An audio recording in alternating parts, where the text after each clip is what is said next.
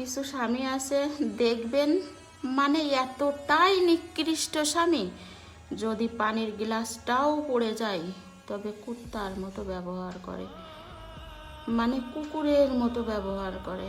আজব একটা অবস্থা। জাস্ট লবণ একটু বেশি হয়ে গিয়েছে, অমানুষের মতো আচরণ করে।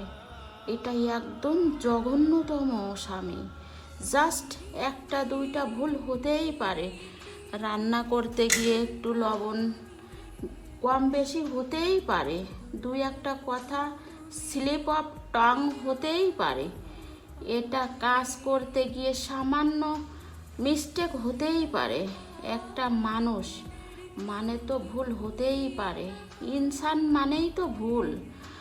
অতএব সামান্য একটু কাজের ভুল ভ্রান্তি হলে বেশি শাসন করে যে ব্যক্তি, তার নাম স্বামী, সে তো